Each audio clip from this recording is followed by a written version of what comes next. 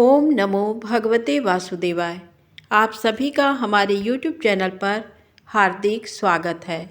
माघ मास महात्म कथा अध्याय 18।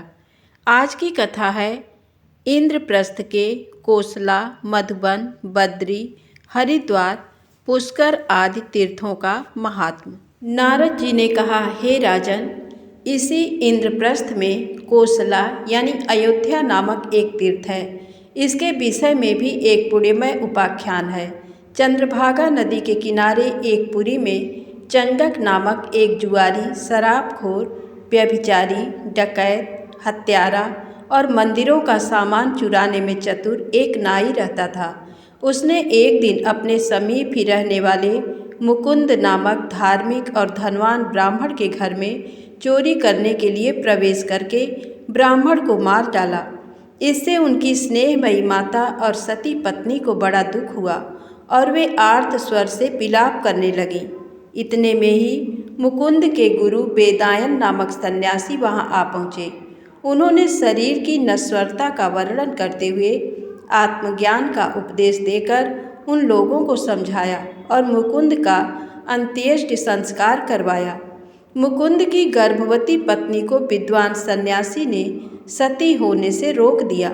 मुकुंद का छोटा भाई मुकुंद की अस्थियों को लेकर गंगा जी में छोड़ने के लिए चला। चलते चलते वह इस कोसला तीर्थ में आया। आधी रात को यहाँ अस्थि की गठरी को एक कुत्ते ने उठाकर कोसला के जल में फेंक दिया। अस्थियों के जल में पड़ते ही मुकुंद दिव्य विमान पर चढ़कर वहाँ आया और उसने तीर्थ के महात्म का वर्णन करते हुए ये बताया कि मेरी हड्डियों के तीर्थ में पड़ते ही मैं नरक से निकलकर इस उत्तम गति को प्राप्त हुआ हूँ। नरक मुझे इसीलिए प्राप्त हुआ था कि मैं गुरुद्रोही था। अब मैं उस पाप से मुक्त होकर 14 इंद्रों के काल तक सुखपूर्वक स्वर्ग में निवास करूँगा। यों कहकर वह देवता के समान सुंदर शरीर वाला ब्राह्मण देखते ही देखते तत्काल स्वर्ग को चला गया। अब उस चंडक नाई की कथा सुनो। मुकुंद की हत्या का समाचार पाकर राजा ने चंडक को पकड़ मंगवाया और उसे चंद्रभागा से 8 कोस की दूरी पर ले जाकर चांडालों के द्वारा मरवा डाला। वह मारवाड़ देश में काला सांप हुआ। एक ब्राह्मण अपने माता पिता की हड्डियां गंगा जी में डालने के लिए एक पेटी में रखकर लाया था और वह कुछ साधुओं के दल के साथ वहीं आकर ठहरा जहां सांप रहता था। रात को सांप उस पेटी में घुस गया और पेटी के साथ वह भी कोसला तट पर आ पहुंचा। यहाँ पेटी खोली गई तो सांप निकल भागा, पर लोगों ने उसे मार डाला और मरते ही वह देव शरीर प्राप्त कर दिव्य विमान में बैठकर आ गया। उसने कहा, मैं चंडक नामक नाई था और ब्रह्म हत्या के पाप से 5 लाख वर्ष तक नरक की पीड़ा और 20,000 वर्ष तक सर्प योनि भोग कर आज इस तीर्थ में मरने के कारण परम उत्तम देवत्व को प्राप्त हुआ हूँ। तीर्थ का ये प्रत्यक्ष वैभव देखकर उस ब्राह्मण ने भी अपने माता पिता की हड्डियों को इसी तीर्थ में डाल दिया। हड्डियों के पड़ते ही उसके माता पिता श्रेष्ठ विमान पर बैठकर दिव्य रूप धारण किए, यहाँ आए और अपने पुत्र को आशीर्वाद देते हुए स्वर्ग को चले गए।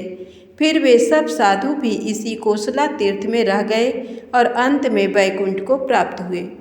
नारद जी कहते हैं, ये परम पावन मधुबन तीर्थ है।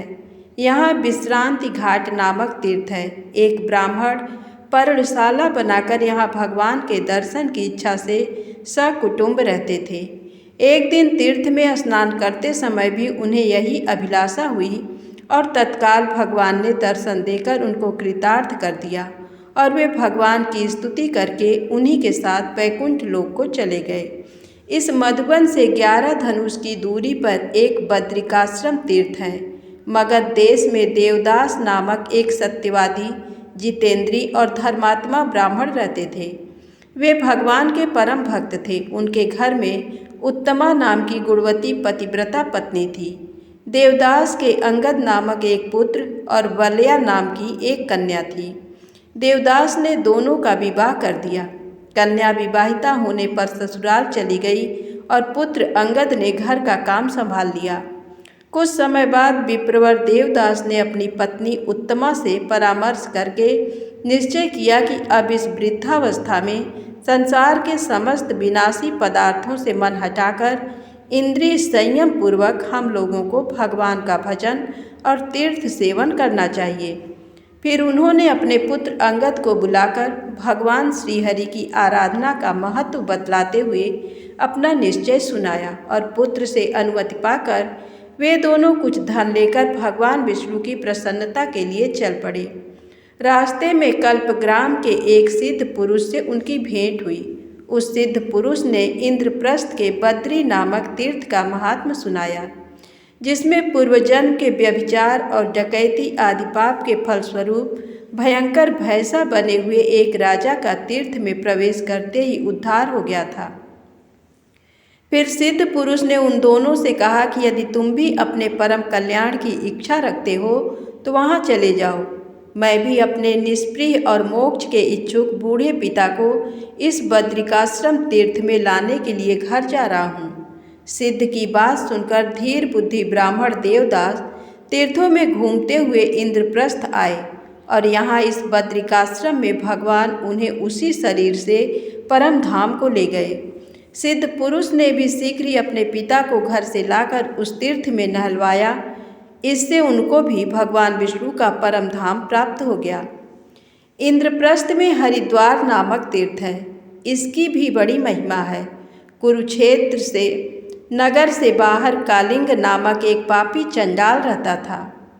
एक बार सूर्य ग्रहण के समय आए हुए एक धनी वैश्य के पीछे वह लग गया और कुरुक्षेत्र से उस वैश्य के लौटने के समय इसी हरिद्वार में आधी रात के वक्त उस पापी ने वैश्य के खेत में चोरी करने की चेष्टा की और 2 पहरेदारों को मार डाला। इसी समय वैश्य के एक सेवक ने दूर से बाण मारा, जिससे भागता हुआ वह पापी भी मर गया। तदनंतर चांडाल द्वारा मारे हुए वैश्य के दोनों पहरेदार और वह चांडाल तीनों देवताओं के द्वारा लाए हुए विमान पर चढ़कर वैश्य से बोले, देखो इस तीर्थ का महात्म्य, ये हरिद्वार पापियों का भी कल्याण करने वाला है। यों कहकर वे स्वर्ग लोक को चले गए। दूसरे दिन वैश्य ने अपने दोनों पहरेदारों के शरीरों का दाह संस्कार कराकर उनकी हड्डियां हरिद्वार तीर्थ में डलवा दी। इसके परिणाम स्वरूप वे दोनों भाग्यवान स्वर्ग से लौटकर भगवान विष्णु के परम धाम में चले गए।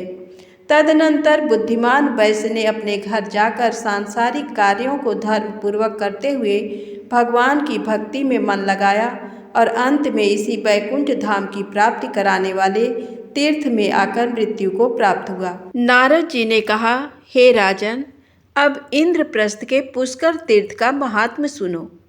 विदर्भ नगर में मालव नामक एक ब्रह्मवेत्ता, शांत, विद्वान, हरिभक्त, देवता, ऋषि, पितर, मनुष्य और समस्त भूत प्राणियों के पोषक ब्राह्मण रहते थे। वे एक समय जब बृहस्पति सिंह राशि पर थे, दान करने के लिए 10,000 स्वर्ण मुद्राएं साथ लेकर गोदावरी नदी में स्नान करने को चले। उन्होंने आधे रुपए अपने पुंडरीक नामक भांजे को देने का विचार किया और आधे अन्यान्य श्रोत्री ब्राह्मणों को। गोदावरी के तट पर पहुंचने के बाद मालव के बुलाए हुए उनके भांजे पुंडरीक भी वहीं आ गए और उन्होंने अपना आधा धन पुंडरीक को दे दिया। पुण्यात्मा पुंडरीक ने अपने धन में से चौथाई भाग प्रसन्नतापूर्वक श्रोत्री ब्राह्मणों को दिया। इसके बाद वे अपने मामा मालव से उपदेश, आशीर्वाद और संदेश प्राप्त करके अपने घर की ओर लौटे और कुछ दिनों बाद इस कल्याणप्रद तीर्थ में आए। यहाँ आकर अपने छोटे भाई भरत को खून से लथपथ और अंतिम श्वास लेते हुए पृथ्वी पर पड़ा देखा। कुछ ही देर में पीड़ा से छटपटाकर उसने प्राण त्याग दिए। उसी समय आकाश से एक विमान उतरा और दिव्य देह धारण करके भरत उस पर जा बैठा। फिर उस समय भरत ने भाई पुंडरीक से कहा, भाई, इस समय मैं तुम्हें मारकर मामा का दिया हुआ धन छीनने के लिए आया था और तुम्हारी ही घात में था, परंतु आधी रात के समय बाहर से आए हुए व्यापारियों के सेवकों ने तुम्हें समझकर मुझे मार दिया। पर इस पुष्कर तीर्थ के प्रसाद से मैंने दिव्य देह प्राप्त कर ली। मैं एक बार बाजार में किसी अनाथ बालक को मरा देखकर उसे उठाकर गंगा जी के सुंदर तट पर ले गया था और कफन आदि से ढककर उसका दाह संस्कार किया था। उसी पुण्य से मुझे इस तीर्थ की प्राप्ति हुई। धर्मात्मा पुंडरीक ने भाई भरत की सद्गति देखकर अपने हृदय में अनुमान किया कि ये तीर्थ मनोकामना पूर्ण करने वाला है। फिर उन्होंने माघ भर भगवान विष्णु अपने साक्षात स्वरूप से मेरे घर में पधार कर निवास करें, इस कामना से पुष्कर तीर्थ में स्नान किया। तदनंतर घर लौटकर पौष की पूर्णिमा के दिन घर को भली भांति सजाकर उत्सव किया, ब्राह्मण भोजन करवाया और भगवान का गुणगान करते हुए जागरण किया। भगवान के पधारने की प्रतीक्षा तो थी ही, दूसरे दिन सचमुच ही भगवान उसके घर पधार गए।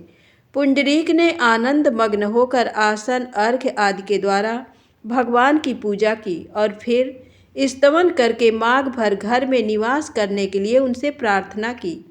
भगवान उसके द्वारा विविध भांति से पूजित होकर पूरे माघ भर उसके घर में रहे और अंत में उसको सर्व तीर्थ शिरोमणि इंद्रप्रस्थ के पुष्कर तीर्थ में जाकर स्नान कराया। बस उसी समय पुंडरीक के शरीर से एक दिव्य ज्योति निकली और वह भगवान गोविंद के चरणों में समा गई।